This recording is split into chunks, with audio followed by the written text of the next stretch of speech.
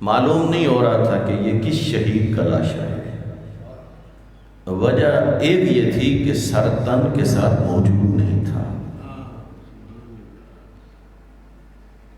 اس وقت جب امام آئے تو امام علیہ السلام نے تمام شہداء کو بنی اسد کی مدد سے انہوں نے ہدایات دی، مگر 2 شہید ایسے ہیں کہ جنہیں امام زین العابدین علیہ السلام نے بنی اسد کے لوگوں کو فرمایا ان کی تدفین میں آپ نے شریک نہیں ہونا، یہ میں نے خود انجام دینا ہے۔ ان میں ایک شہید کون ہے؟ سید الشہداء حضرت امام حسین علیہ السلام۔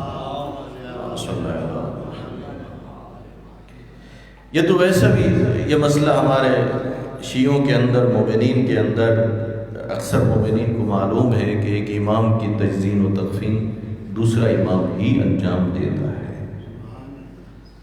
بنی اسد کے لوگ قریب آنے لگے تو امام علی زین العابدین علیہ السلام نے فرمایا تم رک جاؤ، یہ میں نے کرنا ہے اور کچھ اور ہیں جو تمہیں نظر نہیں آ رہے اور میری مدد کے لیے موجود ہیں۔ اب یہ جو مسئلہ ہے کہ امام حسین علیہ السلام کی تجزین و تدفین امام علی زین العابدین علیہ السلام انجام دے رہے ہیں، یہ تو مسلمہ مسئلہ ہے تشیعوں کا، لیکن تعجب کہاں پہ ہے کہ جب بنی اسد کے لوگوں سے کہا آؤ میرے ساتھ دریا کے کنارے پہ چلو، اب جب حضرت عباس علیہ السلام کی تجزین و تدفین کا مرحلہ آیا تو اس وقت پھر بنی اسد کے لوگ آگے آئے تو میرے چوتھے امام نے فرمایا کہ نہیں تم آگے نہ ہو، یہ میں انجام دوں گا اور کچھ ہیں جو تمہیں نظر نہیں آ رہے اور میری مدد کرنے والے ہیں۔ اس سے بات سمجھ میں آ رہی ہے کہ جناب عباس علیہ السلام کا مقام اس قدر بلند مقام تھا کہ حضرت عباس کی تجزین و تدفین امام معصوم کے ہاتھوں سے ہو گئی تھی، اور وہاں پر جو موجود غیر معصوم تھے بنی اسد کے لوگ انہیں امام نے شامل بھی نہیں ہونے دیا۔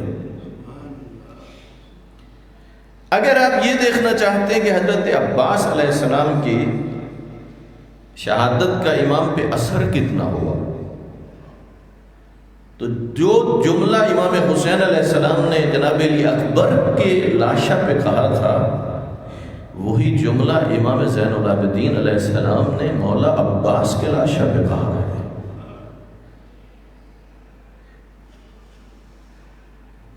جب حضرت عباس کے پاس آئے نا تو اس وقت کٹی ہوئی رگوں پر بوسے لیتے ہوئے کہہ رہے تھے الگ دنیا بعد کلفا، چچا تیرے بعد دنیا ختم ہو گئی۔ اب اسی سے اندازہ لگا دیجیے کہ حضرت عباس علیہ السلام کی شہادت کا امام علی زین العابدین پہ کتنا بڑا اثر ہوا۔ حضرت امام حسین علیہ السلام نے جناب عباس کے بارے میں یہ جملہ ارشاد فرمایا لعن اللہ من جاہل حقک واستخف بحرمتک۔ امام علی مقام کا یہ فرمان ہے اللہ کی لعنت ہو ان سے کہ جنہوں نے آپ کے حق کو نہ پہچانا۔ زہرے جو حضرت عباس سے لڑ رہے تھے وہ جناب عباس علیہ السلام کے حق کو نہ پہچان رہے تھے،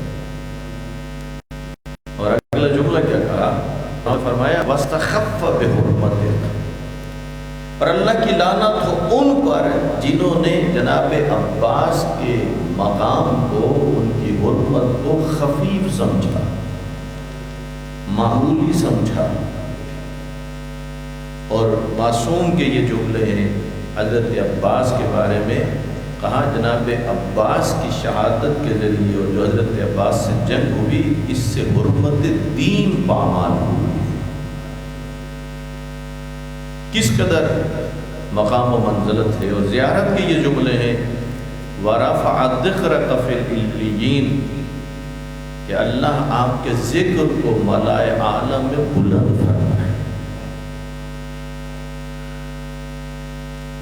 اور میرے چھٹے امام حضرت امام جعفر صادق علیہ السلام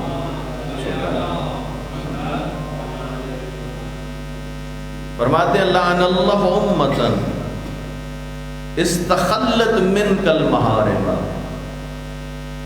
وانتحلت فیک حرمت الاسلام۔ امام فرماتے ہیں اللہ کی لعنت ہو اس امت پر، اس قوم پر کہ جنہوں نے حضرت عباس علیہ السلام کے مقام و منزلت کا خیال نہ رکھا۔ مومنین، یہ بڑا عجیب جملہ ہے، یہ جو امام نے فرمایا نا وانتحلت فیک حرمت الاسلام، اس کا سادہ سا ترجمہ کیا بنتا ہے؟ جناب عباس سے لڑنے والوں نے دین اسلام کی حرمت کو پامالا ہے۔ کس قدر مقام و منزلت ہے جناب عباس علیہ السلام۔ آپ کی والدہ کا جو خاندان تھا نا، شمر لعین کا بھی ایک تعلق تھا اسی خاندان کے ساتھ۔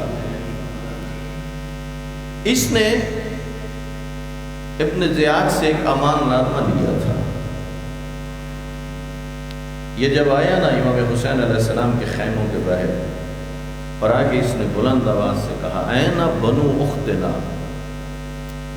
میری بہن کے بیٹے کہا۔ یہ رشتہ داری قریبی نہیں تھی ویسے جیسے ادب میں کوئی استعمال کرتا ہے۔ حضرت عباس علیہ السلام نے اسے کچھ جواب نہیں دیا۔ امام حسین علیہ السلام نے فرمایا عباس جواب دو، وَإِن كَانَ فَاسِقًا، اگرچہ یہ فاسق ہے اس کو جواب تو دو۔ اس وقت حضرت عباس نے پوچھا ما شأنک، شمر تو کیا کہنا چاہتا ہے، کس لیے تو آیا ہے؟ شمر نے کہا کہ اپنے آپ کو بچا لو،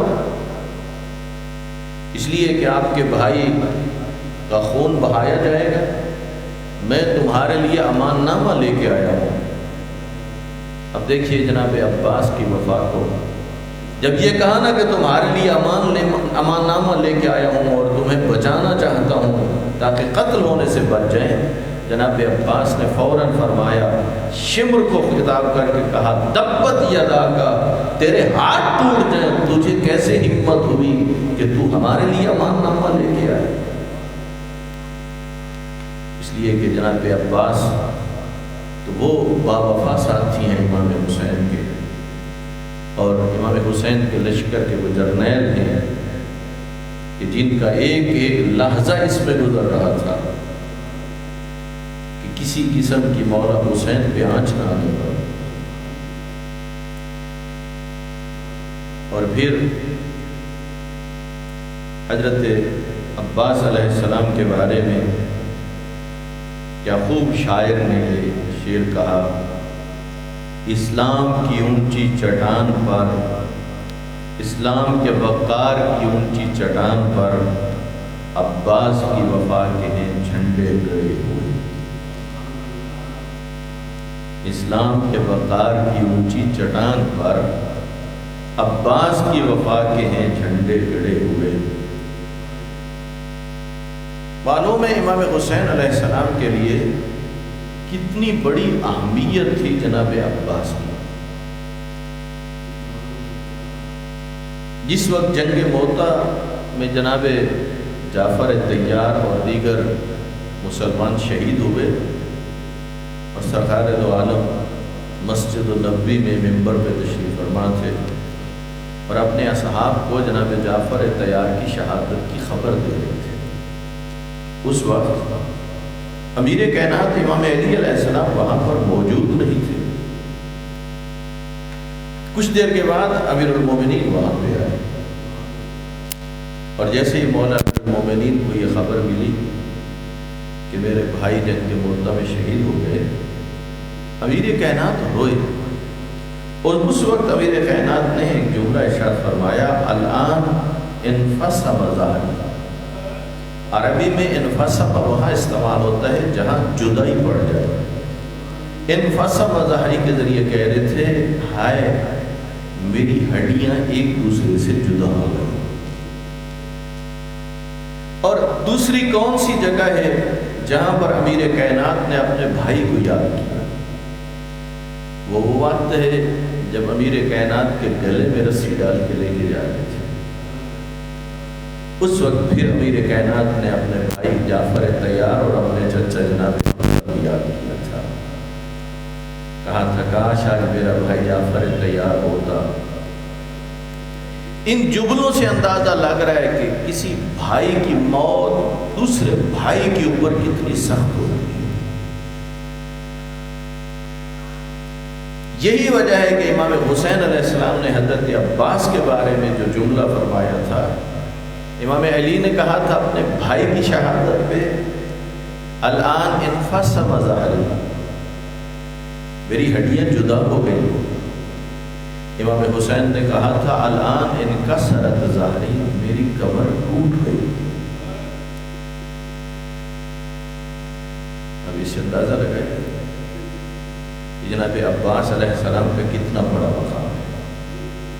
میں نے ایک کتاب میں ایک روایت پڑھی ہے، میں حیران ہوا پڑھ کے. جب امیر کائنات کا عقد ہوا تھا نا بی بی ام البنین سے، تو اس بی بی کا بھی نام تھا فاطمہ. امیر کائنات فاطمہ کہہ کے بلاتے تھے. ایک دن جناب عباس کی والدہ کہنے لگی یا امیر المومنین مجھے فاطمہ کہہ کے نہ بلایا کرو. کہا کیوں؟ کہا یا علی آپ تو چلے جاتے ہو، حسنین اپنی ماں فاطمہ کو یاد کر کے رو رہے تھے. کہا یا علی زینب ام کلثوم اپنی ماں کو یاد کر کے رو. اس لیے امام پھر ام البنین کے نام سے بلانے لگے. اب خود اندازہ لگا لیجئے کہ جس کی ماں سے اتنا برداشت نہ ہو، اس قدر وفا رکھنے والی ہو، تو خود اندازہ لگائیے اس کی گود میں پلنے والے بچہ باوفا کیوں نہ ہو. ماں کی گود سے ہی یہ سبق مل گیا تھا. یہ خدا کا لطف و کرم ہے کہ پروردگار عالم نے آپ اور مجھے ان مقدس ہستیوں کی محبت سے نوازا ہے. اللہ کے نبی فرما رہے ہیں ان الحسین مصباح الہدی وسفینۃ النجات. فرما رہے ہیں لوگوں یاد رکھنا حسین چراغ ہدایت ہیں، حسین کشتی نجات ہیں. آپ اور میں ایک ہماری اس دنیا کی ضرورت ہے اور ایک ہماری آخرت کی ضرورت ہے. دنیا کی ضرورت کیا ہے؟ دنیا کی ضرورت یہ ہے کہ آپ اور مجھے ہدایت چاہیے. آخرت کی ضرورت کیا ہے؟ آپ اور مجھے نجات چاہیے. تو اللہ کے نبی بتا رہے ہیں امام حسین سے متمسک ہو جا، اس لیے کہ امام حسین سے جب متمسک ہو گے تمہاری دنیا کی ضرورت بھی پوری ہو جائے گی، تمہاری آخرت کی ضرورت بھی پوری ہو جائے گی.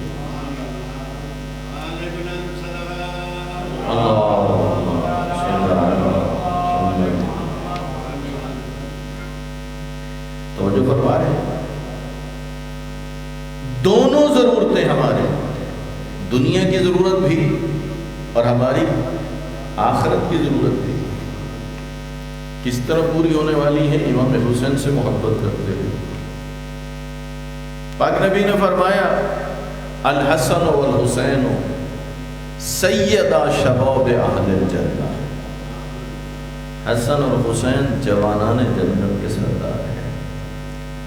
وَأَبُوهُمَا خَيْرٌ مِّنْهُمَا، اور ان کے بابا ان سے بھی فضیلت رکھتے ہیں. ایک مرتبہ جناب بہلول نے، نام سن رکھا ہے، جناب بہلول نے ہارون الرشید کو آواز دی. ظاہر اس زمانے میں جب اسے بلایا جاتا تھا تو اسے علی جا، علی بنا، جان کی امان ہو تو کچھ کہوں. بڑے القابات دیے جاتے تھے، لیکن بہلول کو کیا بڑی القابات دینے، کسی لقب کے ساتھ یاد نہیں کیا، وہ اپنے لاہ و لشکر کے ساتھ بڑی شان و شوکت سے جا رہا تھا۔ دور سے بہلول نے آواز دے کے کہا کہ ہارون، اس زمانے میں کہا جب اسے لوگ کہتے ہوئے عالی جا عالی بنا جان کی امان ہو تو کچھ کہوں، اسی زمانے میں کہہ دیا ہارون، اسے بہت برا لگا اور اس نے غصے میں کہا تجھے معلوم ہے کسے تو نے آواز دی؟ یہ ڈرا نہیں، گھبرایا نہیں، ہاں میں جانتا ہوں میں نے اسی کو بلایا ہے جہاں بھی اس وقت تیری حکومت ہے، اگر کسی پر ظلم ہوا یا کسی کا حق مارا گیا کل مجھ سے تجھ سے ہوگی،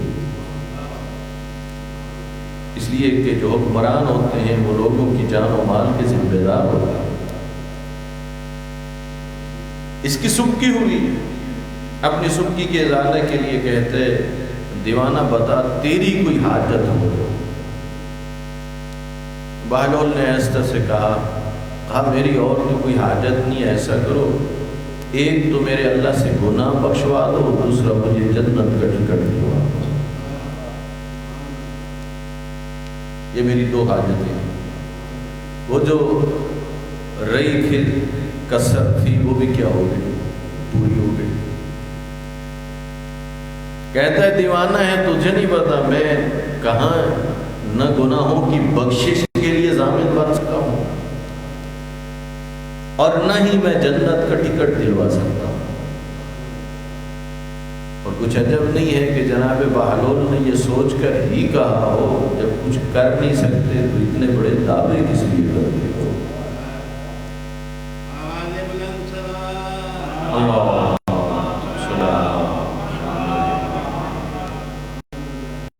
کچھ ایسے افراد گزرے ہیں، مورخین نے ایسے افراد گزرے ہیں جنہوں نے اس سخت زمانے میں بھی فضائل اہل بیت کا نہ فقط پرچار کیا بلکہ دفاع کرتے ہوئے۔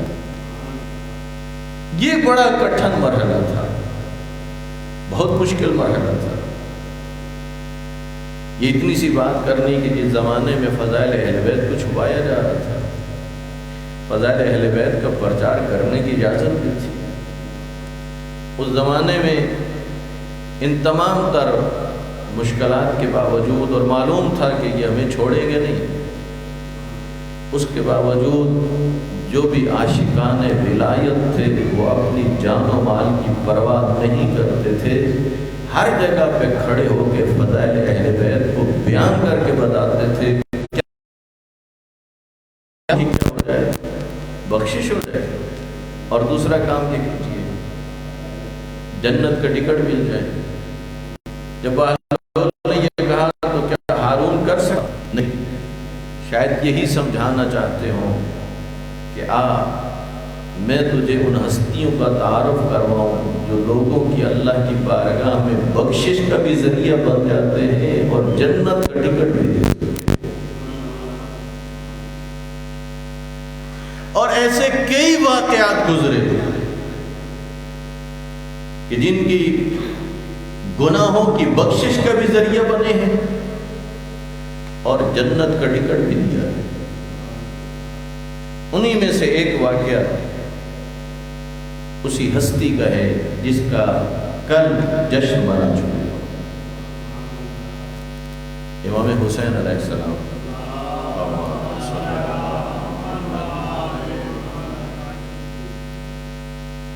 کہ جب عاشور کی صبح کو حر نے جب دیکھے نا حالات کہ اب تو جنگ یقینی ہو چکی ہے، عمر ابن سعد کے پاس آ کے پوچھا کیا یہ جنگ صلح میں نہیں بدل سکتی؟ کہا نہیں۔ وجہ پوچھی، کہا وجہ یہ ہے امیر کا حکم ہے ایسی جنگ ہو کہ سر کٹے، بازو کٹے۔ اس وقت حر پیچھے ہٹا، بدن میں کپکپی تھی، جسم پہ پسینہ تھا. کسی سپاہی نے پوچھ لیا، اور اگر کوفے کے بہادروں کی کوئی مجھ سے فہرست مانگے تو میں تیرا نام سر فہرست لکھوں گا. جنگ سے گھبرا گئے اور نے کہا کہ نہیں، میں گھبرایا تو نہیں ہوں. کہا یہ بدن میں کپکپی کس لیے؟ کہا اس لیے کہ اپنے آپ کو جنت اور جہنم کے درمیان میں دیکھا. کہا کیا مطلب؟ کہا جدھر ہوں یہ جہنم ہے، جنت تو ادھر ہے جدھر نبی کا نواسہ موجود ہے. جب آئے تھے نا، اور بہلول کی بات ذہن میں رہ گئی. کہا ایک اللہ سے میرے گناہ بخشوا دے، دوسرا مجھے جنت کا ٹکٹ دے دے. جب بہلول آئے ہیں نا، کتابوں میں لکھا ہے آ کے اتنا کہا، نبی کا بیٹا کیا میرے لیے بھی توبہ کی کوئی گنجائش ہے؟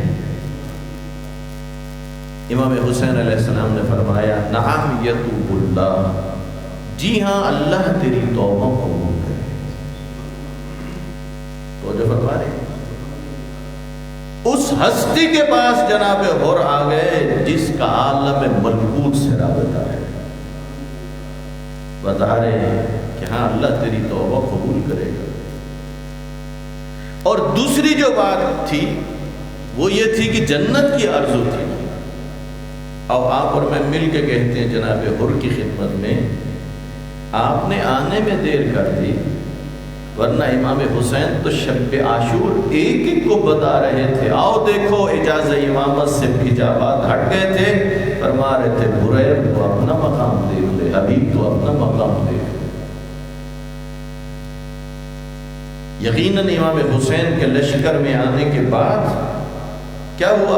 امام حسین بخشش کا بھی ذریعہ بن گئے، اور امام حسین علیہ السلام جنت کا بھی ذریعہ بن گئے.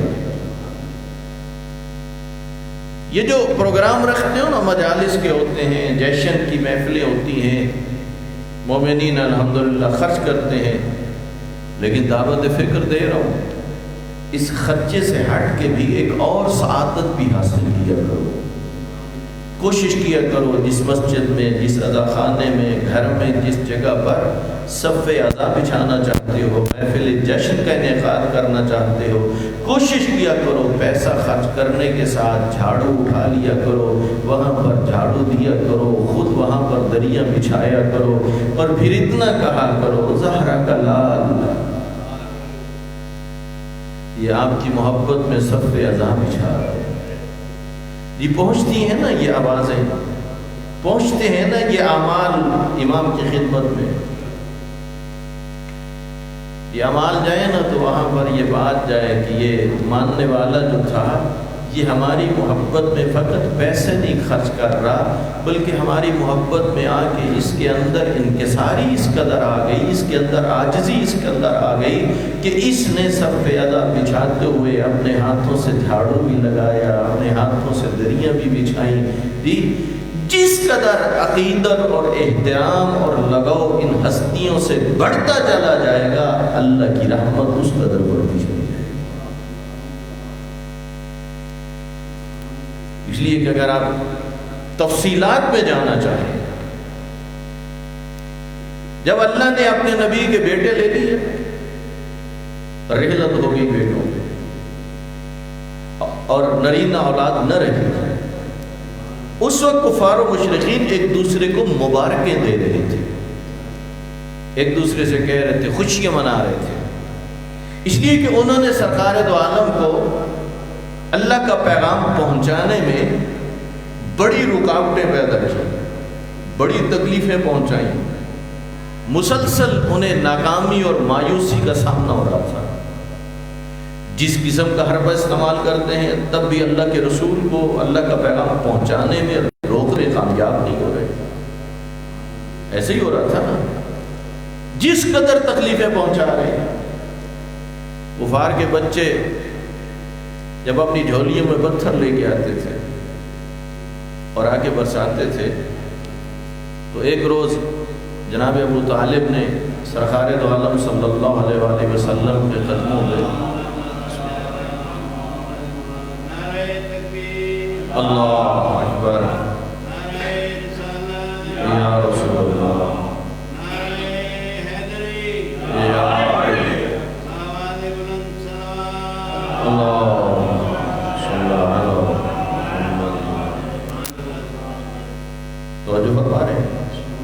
جناب ابو طالب نے پوچھا یا رسول اللہ یہ آپ کے پاؤں پر یہ خون کیسا ہے؟ کہا چچا میں تو اللہ کے دین کا پیغام پہنچانے کے لیے جاتا ہوں. یہ کفار و مشرکین خود تو سامنے نہیں اپنے اپنے بچوں کو بھیجتے ہیں اور وہ پتھر برساتے ہیں. آپ زخمی ہوئے. جناب ابو طالب نے کہا چچا آپ جب جائیے تو اکیلے نہ جائیے. جناب ابو طالب نے کہا یا رسول اللہ آپ جب اللہ کا پیغام پہنچانے کے لیے جائیے تو اکیلے نہ جائیے، میری یہ گزارش ہے میرا بچہ اپنے ہمراہ لے کے جائیے. اور اب جب اللہ کے رسول گئے تو جناب ابو طالب کا سب سے چھوٹا بیٹا امیر کائنات ساتھ تھے اور وہ کفار کے بچے جب وہ پتھر لے کے آئے اور قبل اس کے کہ وہ اللہ کے رسول کی طرف پھینکتے، علامہ مفتی جعفر حسین اللہ مقامہ نے لکھا ہے کہ امیر کائنات کا بچپنا تھا،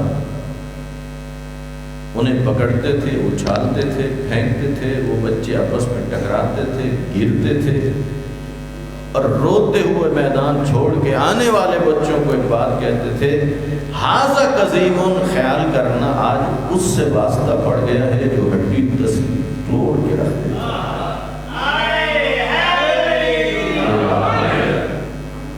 تو جو فرمایا کس سے واسطہ پڑ گیا جو ہڈی پسلی کو توڑ دیتا ہے. یہ کوشش کر رہے تھے نا کہ اللہ کے نبی کو کیا کریں، اللہ کا پیغام پہنچانے میں روکیں. کوشش یہ ہو رہی تھی یا نہیں ہو رہی تھی؟ قتل کے منصوبے بن رہے تھے یا نہیں بن رہے تھے؟ نبی پاک کو ہجرت کرنا پڑ گئی یا نہیں؟ مکہ چھوڑنا پڑا یا نہ چھوڑنا پڑا؟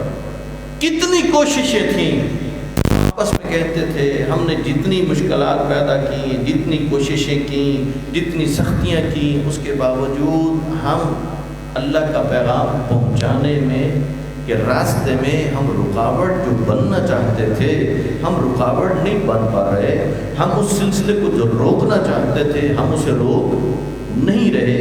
لیکن جب اللہ نے نبی کے بیٹے لے لیے اس وقت کفار و مشرکین آپس میں مبارکیں دینے لگے اور ایک دوسرے کو کہنے لگے کہ یہ جب دنیا سے اللہ کے نبی چلے جائیں گے تو پھر یہ دین یہ آگے نہیں پھیل سکے گا، یہ شریعت آگے نہیں پھیل سکے گی. وہ ایک دوسرے کو مبارکیں دے رہے تھے. اسی لیے کہتے ہیں دشمن کچھ اور چاہتا ہے اور وہ کچھ اور چاہتا ہے. ان کے پروگرام تو کچھ اور تھے، ان کے ارادے ہی کچھ اور تھے، لیکن اللہ رب العزت نے سورہ کوثر نازل کر کے ایک طرف جہاں یہ بتایا کہ نبی تجھے فاطمہ عطا کر رہا ہوں، دوسری طرف یہ بھی خبر دے دی کہ ابتر تیرا دشمن ہوگا، اور تیسرا پیغام یہ پہنچ گیا کہ وہ جو مبارکیں دے رہے تھے ایک دوسرے کو کہ جیسے ہی نبی دنیا سے جائیں گے تو اس دین کا نام و نشان مٹ جائے گا، اللہ رب العزت نے ان کے اس منصوبے کو یوں ناکام بنا دیا کہ اللہ نے اپنے نبی کو بیٹی عطا کی، ابو طالب کو بیٹا عطا کیا، اللہ نے ان دونوں کا خود عقد کر دیا. ادھر فرش پہ سرکار دو عالم نے پڑھا اور اس کے بعد کیا ہوا کہ اللہ رب العزت نے ان دو معصوم ہستیوں کو جو اولاد عطا کی انہوں نے سب کچھ قربان کر دیا، لیکن ان کفار و مشرکین کے منصوبوں کو کامیاب نہ ہو. ان کا مقصد کیا تھا کہ یہ دین نہ پھیلے، ان کا مقصد کیا تھا کہ یہ شریعت ختم ہو جائے. تو جن ہستیوں کے میلاد کے سلسلے میں اکٹھے ہوئے ہیں یہ وہی ہستیاں ہیں کہ جنہوں نے اللہ کے دین کی حفاظت کے لیے پھر قدم اٹھایا، اور یہ سلسلہ یہ جاری ہے اور انشاءاللہ یہ جاری رہے گا. لیکن آپ اور میں اس زمانے میں زندگی گزار رہے ہیں، اگر آپ اور میں بھی یہ سعادت حاصل کرنا چاہیں تو پھر ہمارے لیے بھی سعادت کے دروازے بند نہیں۔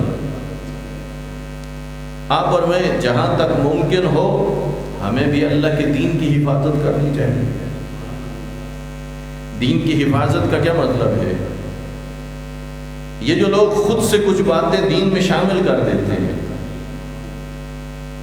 ہماری صورتحال یہ ہونی چاہیے کہ ہم سمجھتے ہوں اور ہمارا مطالعہ اتنا ہونا چاہیے، ہماری معلومات اتنی ہونی چاہیے کہ ہمیں معلوم ہونا چاہیے کہ اگر کوئی بات بھی خود سے دین میں شامل کرنا چاہے تو ہم اس کی سازش کو ناکام ہونا چاہیے۔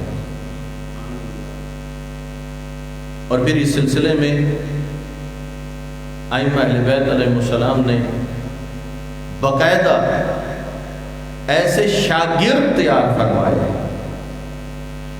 کہ جنہوں نے ائمہ اہل بیت علیہ السلام کے زمانے میں بھی اور پھر اس کے بعد آنے والے زمانے میں بھی ان شاگردان مکتب اہل بیت نے اس دین کی حفاظت کے لیے جد و جہد کو جاری رکھا کہ جس دین کو لانے والا اللہ کا نبی تھا، بچانے والے آل محمد تھے۔ صلوات بھیجئے محمد وعلى محمد۔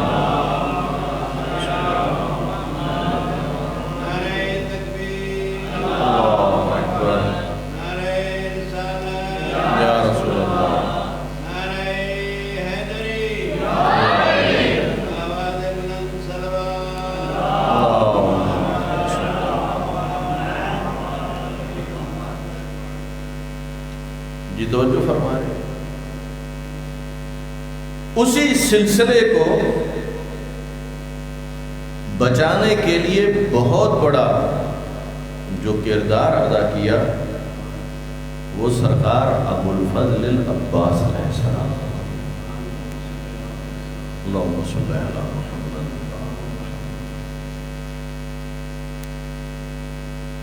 جناب عباس علیہ السلام کی زندگی کا جب مطالعہ کرتے ہیں، ایک جنگ ہے جس میں جناب عباس کا کچھ تذکرہ ملتا ہے اور وہ جنگ صفین ہے۔ زیادہ تاریخ خاموش نظر آتی ہے کہ جہاں پر ایک شامی جنگجو کہ جو یہ کہتا تھا کہ میں 10,000 سپاہیوں پر اکیلا بھاری ہوں،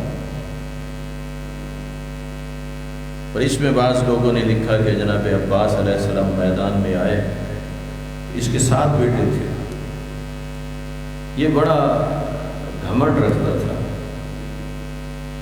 اور لکھا ہے کہ اس وقت جناب عباس نے چہرے پہ نقاب لیا ہوا تھا۔ اس کا ایک بیٹا مقابلے میں آیا، جناب عباس کے ہاتھوں مارا گیا، پھر اس نے دوسرا بیٹا بھیجا، وہ مقابلے میں آیا اور وہ مارا گیا۔ اس طرح 7 بیٹے اس کے مقابلے میں آئے اور سارے کے سارے واصل جہنم ہوئے۔ اور اب یہ نکلا بڑے غم و غصے کے ساتھ کہ میں مقابلہ کروں گا۔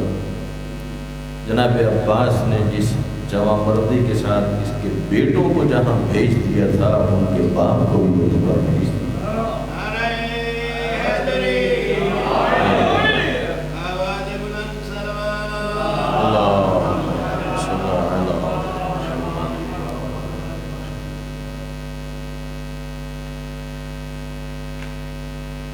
یہ جو اللہ رب العزت نے ہمیں نبوت کے بعد جو سلسلہ امامت و ولایت عطا فرمایا، امامت و ولایت کا وہ سلسلہ ہے کہ جس کے ذریعے اللہ نے اپنے دین کی محافظت فرمائی۔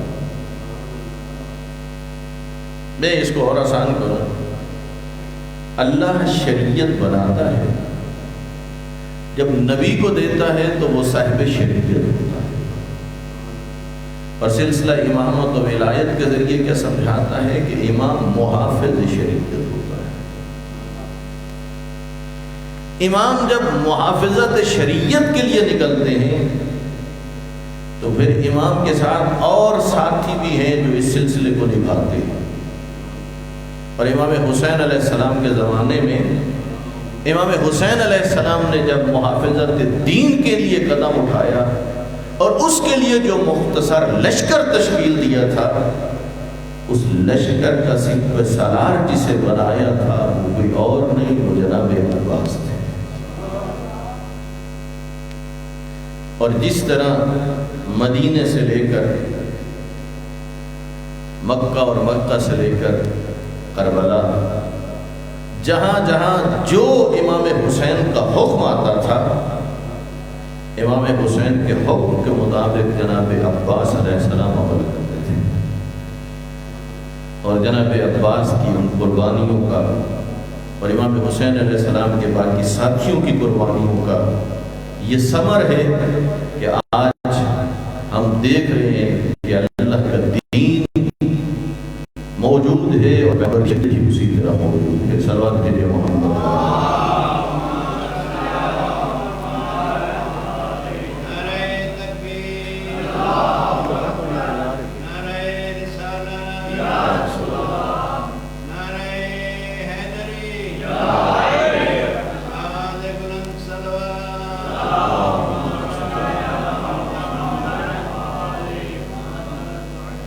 شاید سب تشریف لے آئے اور مجھے کافی دیر ہو گئی پڑھتے ہوئے.